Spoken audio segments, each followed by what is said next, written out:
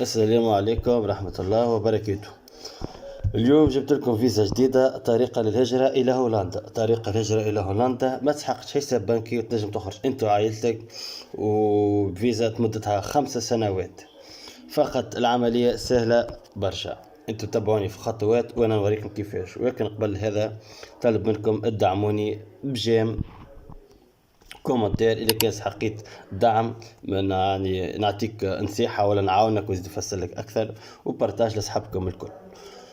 باهي نبداو مع بعضنا. اش خليكم زوز روابط في صناديق صندوق الوصف وفي التعليقات. الروابط هذو باش تحلوهم كما هكا، باش تلقاو قدامها تلقاو بالطريقة هذه: Public Register Regular Labor and High Skilled Migrants. High Skilled Migrants يعني العباد اللي عندهم كما نقولوا مهارات باهية، مثلا انجينير تكنيسيان عنده شهادة في الاختصاص متاعه، وما يهمش تكون عندك سنوات خبرة او لا. يعني العملية كيفاش باش تكون؟ هنا تلقى كل الشركات اللي طالبة يعني عمال من الخارج. تدخل تكتب الاسم الشركة كما هكا، تدخل تبحث عليه في الجوجل، وباش تعرض لك كل سيت باش تحله. مثلا تاع شركة ذي فونتور بي بوان في بوان، هذا كيف تحله يطلع لك قدامك في السيت ثم كونتاكت از. تمشي كونتاكت از وتنزل باش يطلع لك بريد الكتروني هذاك تبعث له رساله،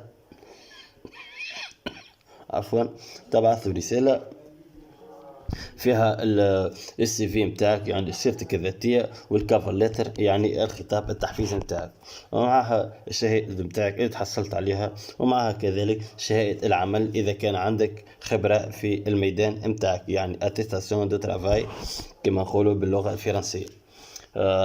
تبعوا شركات هذوما الكل بنفس الطريقة. ساعات شركات ما تلقاش فيها الايميل باش تبعثوا، ساعات فقط تلقى كما نقولوا استمارة في الموقع ذاك تعمرها وتفسر فيها اللي انت من اي دولة جيت وذاك الكل، وهما يتصلوا بيك اذا كان عجبهم السي في نتاعك. مش طالبين منك حتى شيء، لا حساب بنكي لا غيره. الفيزا هما باش بعد ما تم قبول كما نقولوا الطلب نتاعك، وباش يراسلوك يعني يقولوك عجبتنا ونريد نحب ان تدبوك. وقتها تبداو الاجراءات مع بعضكم. هو يبعث لك الكونتراتو بعد ما يشوف الاوراق نتاعك الكل اللي تمدهم له، ومن بعد يعطيك بعد ما تاخذ كونتراتو كيف تعمل له كما نقول الامضاء في بلديه نتاعك، اقرب بلديه، وتهز مع الوثائق اللي قدمتهم له اللي هو، وتقدم بهم الفيزا. بالنسبه للفيزا كيفاش تابعوني في الفيزا كيفاش باش لازمكم تعملوا. في الفيزا الطريقة هذه باش تحلوا كيما هكا وتكتبوا اسم البلد نتاعكم في الخانة هذه. من بعد يطلع لكم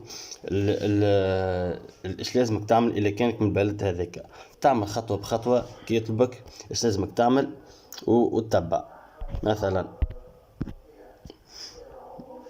نفتح الانترنت بالطريقة هذه، مثلا نحط هنا تونيزيا وننزلوا.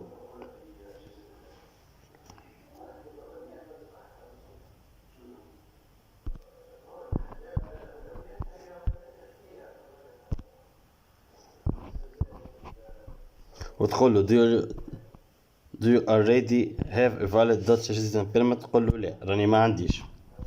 هنا يقول did you have a Dutch resident permit and did it expire less than 2 years and تقول له لا. هنا تعمل send، يطلع لك كما هكا الموقع امامكم.